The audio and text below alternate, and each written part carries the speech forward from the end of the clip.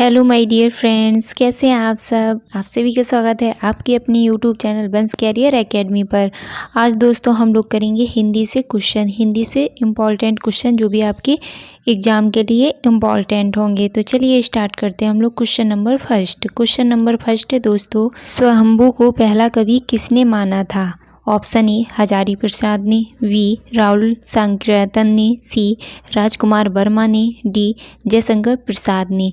तो right answer होगा सी, राजकुमार वर्मा जी ने स्वयंभू जी को पहला कवि माना था। अगर दोस्तों पूछा जाए हजारी प्रसाद जी की रचनाओं के बारे में, इनकी एक दो रचनाएं इंपॉर्टेंट है जो पूछी जाती हैं।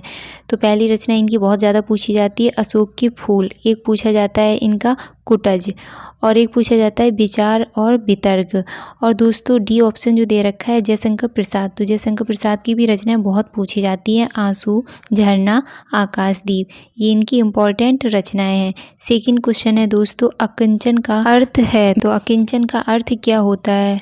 सिकुड़ना, तो सिकुड़ना का होता है फैलाव। बी असीमित, असीमित का क्या होगा, असीमित का होगा सीमित। सी संकुंचन, संकुंचन ही राइट आंसर है। और डी जो होगा आपका प्रसारण, तो प्रसारण का क्या होता है, प्रसारण का दोस्तों संकुंचन और अकुंचन होता है, यानी कि अगर अपोजिट पूछा जाता तो प्रसारण हो जाता है। तो अकुंचन का अर्थ क्या होगा, संकुंचन। नेक्स्ट क्वेश्चन है दोस्तों, मुख चंद्र में कौन सा समास है। तो मुख चंद्र में कौन सा समास है, यानी कि चंद्रमा की समान मुख, तो इसमें क्या है चंद्रमा की समान मुख, तो किसी से क्या है चंद्रमा की समान मुख है, तो इसमें क्या होगा कर्मधारय समास होगा। अगर दोस्तों एक ऑप्शन दे रखा है तत्पुरुष, तत्पुरुष का एग्जाम्पल पूछा जाए तो क्या हो जाएगा, तो मूर्तिकाल, यानी कि मूर्ति को बनाने वाला। तो जहाँ भी आपके जो कर्ता कर्म क्रिया और ये सारे कारक विभक्तियाँ जहाँ आ जाएं वहाँ आपका तत्पुरुष समास होता है। और दोस्तों आपको बहुब्रीहि समास का अगर एग्जाम्पल दे दिया जाए तो उसे आप स्पष्ट समझ सकते हैं, क्योंकि विषधर, विष को धारण करने वाला, तो विष को धारण करने वाला अर्थात सांप, या फिर चक्रधर, तो चक्र को धारण करने वाले अर्थात भगवान विष्णु। तो इस प्रकार के एग्जाम्पल आपको मिलेंगे बहुब्रीहि में। तो नेक्स्ट क्वेश्चन है दोस्तों हम लोगों का, चाय में थोड़ा दूध मिलाओ, तो चाय में थोड़ा दूध मिलाओ में किस शब्द में विशेषण है। तो विशेषण होता क्या है, जो किसी की विशेषता बताए उसे हम लोग विशेषण कहते हैं। अब थोड़ा दूध मिलाओ, तो दूध कितना मिलाया जा रहा है, थोड़ा, तो दूध की विशेषता क्या है, थोड़ा, तो विशेषण क्या हो जाएगा आपका थोड़ा। और अगर विशेष पूछा जाता तो आपका दूध हो जाता, और दोस्तों अगर संज्ञा पूछा जाता तो चाय हो जाता। तो विशेषण आपको याद रखना है, जो किसी की विशेषता बताए उसे विशेषण कहते हैं। नेक्स्ट क्वेश्चन है दोस्तों, निम्न में से कौन सा युग्म गलत है। तो कौन सा युग्म गलत है, तो आपको कुछ ऑप्शन दे रखे हैं। ऑप्शन नंबर फर्स्ट है आपका कंठ, कंठ ध्वनियाँ क्या होती हैं, का खा गा घा, तो ये आपका राइट है। वी है आपका तालव्य, तालव्य ध्वनियाँ क्या होती हैं, जो आप लोग बोलते हैं ना, आप लोग खुद बोलिए, प्रयास कीजिए, चा छा जा झा, तो आपकी जो जीभ है वो तालुब से लग रही है, तो ये तालव्य ध्वनियाँ हो गई। सी है आपका मूर्धव्य, तो मूर्धव्य में आपका टाठा डाडा, यानी कि जीभ कहीं ना कहीं आपकी हल्की सी घूमती है ऊपर जाके, तो ये भी आपका राइट है। डी बचा आपका ओष्ठ, पा फा सा, अब पा फा तो आपका सही है जो कि ओष्ठ है। वट सा है जो आपका, सा जो है दे रखा है वो आपका दंतव्य सा है, तो यहाँ से आपका डी ऑप्शन है वो राइट होगा, क्योंकि ये आपका ओष्ठ ध्वनि नहीं है। नेक्स्ट क्वेश्चन है दोस्तों, तमोगुण का संधि विच्छेद होगा, तो तमोगुण का संधि विच्छेद पूछा गया है दोस्तों, क्या होगा। पहले तो मुझे आप लोग ये बताइएगा कि तमोगुण में संधि कौन सी है। तो तमोगुण में अगर संधि पता है तो आप लोग इसका विच्छेद भी इजीली कर लेंगे। तो इसमें संधि कौन सी है, विसर्ग संधि है। अब जब विसर्ग संधि है तो आपको स्पष्ट हो गया होगा कि इसका राइट आंसर क्या होगा। तो राइट आंसर होगा आपका ऑप्शन नंबर वी, तमाधन गुण, तमाधन गुण अर्थात तमो गुण, right answer option number V होगा। नेक्स्ट क्वेश्चन है दोस्तों आपका, विधिनिष का कौन सा समास है। तो विधिनिष में समास बताना है आपको, विधिनिष में कौन सा समास है। तो विधिनिष में कौन सा समास होगा, बहुब्रीहि समास होगा। तो राइट आंसर होगा दोस्तों आपका ऑप्शन नंबर सी, सी आपका राइट आंसर होगा। तत्पुरुष के आपको हम बता ही चुके हैं कि कैसे उसमें आपको जब भी दे रखे होंगी तो उसमें कारक विभक्ति चिन्ह आते हैं, तो वहाँ पे आपका तत्पुरुष होता है। कर्मधारा में एक तरह से आपका विशेष और विशेषण जैसा होता है। और आपका अव्ययी भाव, तो यहाँ पे पहले आपको उपसर्ग मिलेगा। नेक्स्ट क्वेश्चन है दोस्तों, ज़मीन पर पैर न पड़ना का मुहावरा है। तो ज़मीन पर पैर न पड़ना मतलब क्या मुहावरा होगा? अभिमानी होना, बी थक जाना, सी नाजुक जाना और डी कल्पनाशील होना। तो राइट आंसर होगा दोस्तों आपका ऑप्शन नंबर ए, अभिमानी होना। कहते हैं ना उसको मतलब बहुत ज़्यादा अभिमान है, मतलब ज़मीन पर पैर ही नहीं पड़ रहे हैं, ऐसा बोलते हैं ना, हम लोग अक्सर सुनते हैं। नेक्स्ट क्वेश्चन है दोस्तों, राम रमापति कर धनु लेहे उपयुक्त पंक्ति में कौन सा अलंकार है? तो राम रमापति कर धनु लेहु में बताना है कौन सा अलंकार है। तो कौन सा अलंकार है दोस्तों यहाँ पे? तो राइट आंसर होगा आपका ऑप्शन नंबर डी, अनुप्रास अलंकार है। अनुप्रास अलंकार कैसे है? क्योंकि आपका राम में रा आ रहा, उसके बाद रमा में रा आ रहा है, तो जहाँ पे आपके जो दो शब्द हैं ना वो अनुप्रास अलंकार की पहचान करा रहे हैं। नेक्स्ट क्वेश्चन नंबर 10 होगा दोस्तों आपका,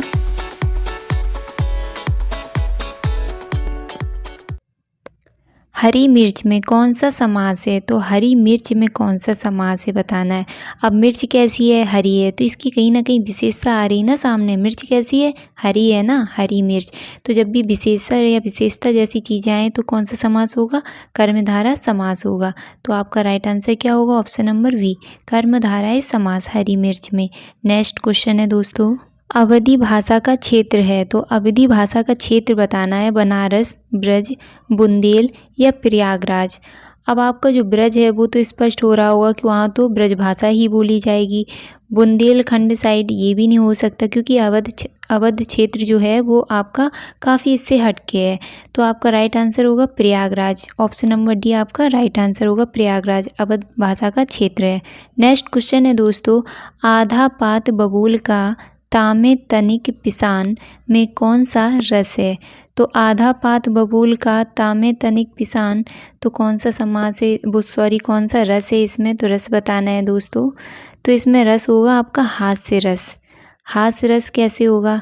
तो आप जब इन पंक्तियों को पढ़ रहे हैं ना तो ये कहीं ना कहीं पंक्तियाँ आपको कुछ हंसने जैसा अनुभव करा रही हैं। और दोस्तों लेखक और रचनाएं मैं करा चुकी हूँ, आप लोग देख लीजिएगा, डिस्क्रिप्शन बॉक्स में लिंक दे दूंगी, तो आपके एग्जाम के लिए इम्पॉर्टेंट होंगी। नेक्स्ट क्वेश्चन है दोस्तों आपका, पुल्लिंगवाचक शब्द का चयन कीजिए। तो पुल्लिंगवाचक शब्द का चयन करना है तो आपका पायल, पायल पहनी जाती है। प्लेट, प्लेट ले लो या प्लेट ले ली ऐसे भी बोलते हैं ना, तो स्त्रीलिंग कहीं ना कहीं निकल रहा है। तलवार, हमने अपनी तलवार रख ली। लेकिन आपका डी ऑप्शन जो दे रखा है खटोला, तो खटोला डाल ली तो नहीं बोलेंगे ना, खटोला डाल लिया। तो यहाँ पे आपका क्या है? पुल्लिंग आपका ऑप्शन नंबर डी सही होगा, खटोला। परिश्रमी छात्र कभी असफल नहीं होते हैं मैं शब्द में कौन सा विशेषण है? तो जो एक शब्द मतलब ये जो वाक्य दे रखा है पूरा, उसमें आपको बताना है कौन सी शब्द में विशेषण है। तो विशेषण शब्द को आपको पहचान करना है।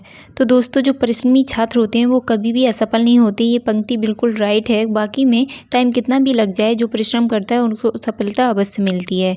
तो दोस्तों आपका जो परिश्रमी शब्द दे रखा है उसमें ही आपका विशेषण है। तो राइट आंसर आपका ऑप्शन नंबर वी होगा, परिश्रमी। नेक्स्ट क्वेश्चन है दोस्तों, ये तेरे प्रतिरूप के लेखक कौन है? तो ये तेरे प्रतिरूप के लेखक कौन है दोस्तों? तो राइट आंसर होगा आपका ऑप्शन नंबर डी, सच्चिदानंद हीरानंद बादशाह अज्ञे। कभी कभी इनका नाम पूछ लिया जाता है कि अज्ञे जी का पूरा नाम क्या है, तो आपको इनका नाम भी याद रखना है, सच्चिदानंद हीरानंद बादशाह अज्ञे, जो कि अज्ञे जी का पूरा नाम है। नेक्स्ट क्वेश्चन है दोस्तों, जो स्त्री सूर्य को ना देख सके, वाक्यांश के लिए एक शब्द होगा। दोस्तों वाक्यांश के लिए एक शब्द भी मैं आपको कम से कम उसमें 400 क्वेश्चन कंप्लीट कराई हूँ, तो वो भी आपको डिस्क्रिप्शन बॉक्स में लिंक दे दूँगी, आप लोग वो भी देख लीजिएगा। अगर एग्जाम में कोई भी क्वेश्चन पूछा जाएगा ना वाक्यांश से एक शब्द, तो आपको उस वीडियो से क्वेश्चन जरूर मिल जाएगा। तो यहाँ आपका आंसर होगा ऑप्शन नंबर वी, असूर पास्या। असूर पास्या होती है जो स्त्री सूर्य को ना देख सके दोस्तों। नेक्स्ट क्वेश्चन है आपका, वर्णों के समूह को क्या कहते हैं। तो वर्णों के समूह को क्या कहते हैं ये तो सभी को पता होगा ना, वर्णमाला। तो वर्णों के समूह को हम लोग क्या कहेंगे, वर्णमाला। इससे सिंपल क्वेश्चन तो इसमें मैंने अभी तक जो क्वेश्चन कराए हैं उनमें सबसे ज़्यादा अगर इजी क्वेश्चन देखा जाए तो यही होगा, वर्णों के समूह को क्या कहते हैं, वर्णमाला कहते हैं। ऑप्शन नंबर सी आपका राइट आंसर होगा दोस्तों। नेक्स्ट क्वेश्चन है, किस कवि को अग्र के नाम से जाना जाता है। तो किस कवि को अग्र के नाम से जाना जाता है दोस्तों, राइट आंसर होगा आपका ऑप्शन नंबर डी, पांडे बेचन शर्मा। पांडे बेचन शर्मा को अग्र के नाम से जाना जाता है। अगर दोस्तों आपसे पूछा जाए दिनकर जी की रचनाएं, तो दिनकर जी की रचनाएं बहुत ही इंपॉर्टेंट है, पूछी जाती है एग्जाम में। सबसे ज़्यादा पूछा जाता है कुरुक्षेत्र, रश्मिरथी, रेणुका और रश्मवंती, उर्वशी, इनकी इम्पॉर्टेंट रचनाएं हैं। उर्वशी के लिए तो इनको प्राइज भी मिला था, नोबल। नेक्स्ट क्वेश्चन है दोस्तों, पितृच्छा में संधि है, तो संधि कौन सी होगी दोस्तों, यहाँ पे ऑप्शन नंबर डी आपका राइट आंसर होगा, यड़ संधि। तो यड़ संधि आपका राइट आंसर होगा दोस्तों। बहुत जल्दी आपको संधि विच्छेद और समास मैं कंप्लीट करा दूंगी, और तब तक आप लोग जो भी क्वेश्चन करा रहे हैं उन पे ध्यान दीजिएगा, क्योंकि वो भी आपके एग्ज़ाम के लिए इम्पॉर्टेंट है। और दोस्तों जो भी आपके एग्ज़ाम आ रहे हैं ना उनके लिए मोस्ट इम्पॉर्टेंट क्वेश्चन है, क्योंकि हाल में ही आपके एग्ज़ाम लगे हुए हैं। यूपी लेखपाल का लगा हुआ है, यूपी एसएससी पैट का लगा हुआ है, तो ये सारे एग्ज़ामों के लिए ये क्वेश्चन मोस्ट इम्पॉर्टेंट रहेंगे। नेक्स्ट क्वेश्चन है दोस्तों आपका, कबीर खड़ा बाजार में नाटक के नाटककार हैं। तो कबीर खड़ा बाजार में नाटक के नाटककार पूछा गया है दोस्तों। नाटककार कौन है इसके, भीष्म साहिनी जी। राइट आंसर होगा दोस्तों आपका option number D, Bhisham Sahni ji Kabir Khada Bazar में के नाटक के नाटककार हैं। और दोस्तों इसमें जो रचनाएं पूछी जाती हैं ना, जितनी भी जयशंकर प्रसाद, महादेवी वर्मा, दिनकर, ये सभी की रचनाएं इंपॉर्टेंट हैं। तो दोस्तों आपको हम जयशंकर प्रसाद जी की कुछ रचनाएं बता चुके हैं, उसमें भी कुछ इंपॉर्टेंट और हैं। लहर इनका पूछा जाता है, स्कंदगुप्त पूछा जाता है, चंद्रगुप्त पूछा जाता है, एक इनका विशाखा भी पूछा जाता है, अजात शत्रु भी पूछा जाता है इनका, और एक इनका नाटक है सज्जन, वो भी पूछा जाता है। और दोस्तों महादेवी वर्मा की रचनाएं भी काफ़ी इंपॉर्टेंट है। तो इनकी इंपॉर्टेंट रचनाओं में नेहार, रश्मि, दीपशिखा, नीरजा, ये इनकी इंपॉर्टेंट रचनाएं हैं। और दोस्तों महादेवी वर्मा का फर्स्ट काव्य है वो है नेहार, पूछा जाता है। दोस्तों कभी कभी डायरेक्ट क्वेश्चन पूछ लिया जाता है कि महादेवी वर्मा का फर्स्ट प्रकाशित काव्य कौन सा है, तो आंसर होगा आपका नेहार। तो ये इनकी इम्पॉर्टेंट रचनाएं हैं।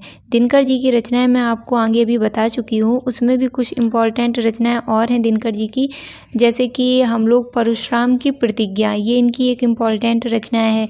एक इनका पूछा जाता है होंकार, ये भी इनका इम्पॉर्टेंट है। चक्रवाल और बापू, ये भी इनकी इम्पॉर्टेंट रचनाएं हैं। तो दोस्तों यहाँ से हम लोगों ने जो भी क्वेश्चन किए वो आपके एग्ज़ाम के लिए मोस्ट इम्पॉर्टेंट थे। तो यहाँ से हम लोगों के क्वेश्चन कंप्लीट होते हैं। मिलते हैं हम लोग कल शाम को 6 बजे। तब तक अपना और अपनों का ख्याल रखिए। वीडियो को लाइक शेयर करना मत भूलिएगा। टेक केयर दोस्तों, बाय बाय।